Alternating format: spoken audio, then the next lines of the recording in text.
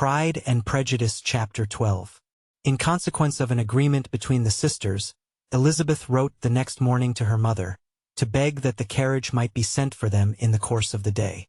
But Mrs. Bennet, who had calculated on her daughters remaining at Netherfield till the following Tuesday, which would exactly finish Jane's week, could not bring herself to receive them with pleasure before.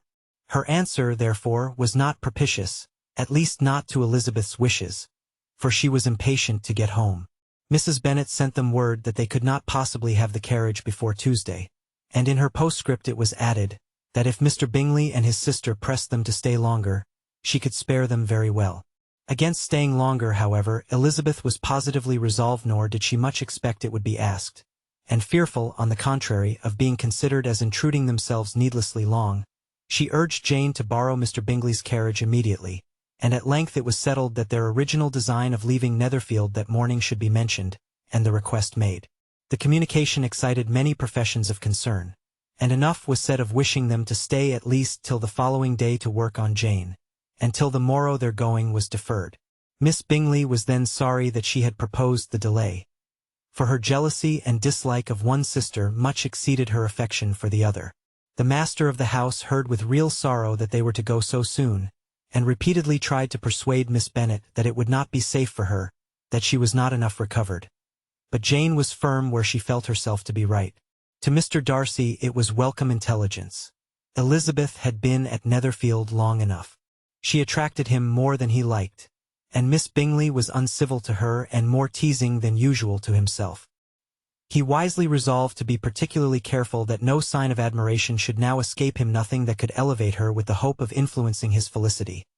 Sensible that, if such an idea had been suggested, his behavior during the last day must have material weight in confirming or crushing it. Steady to his purpose, he scarcely spoke 10 words to her through the whole of Saturday, and though they were at one time left by themselves for half an hour, he adhered most conscientiously to his book, and would not even look at her. On Sunday, after morning service, the separation, so agreeable to almost all, took place.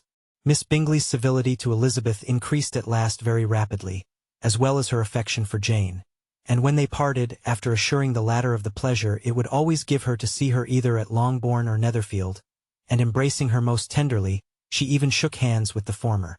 Elizabeth took leave of the whole party in the liveliest spirits. They were not welcomed home very cordially by their mother. Mrs. Bennet wondered at their coming, and thought them very wrong to give so much trouble, and was sure Jane would have caught cold again. But their father, though very laconic in his expressions of pleasure, was really glad to see them. He had felt their importance in the family circle. The evening conversation, when they were all assembled, had lost much of its animation, and almost all its sense, by the absence of Jane and Elizabeth. They found Mary, as usual, deep in the study of thorough base and human nature, and had some new extracts to admire and some new observations of threadbare morality to listen to.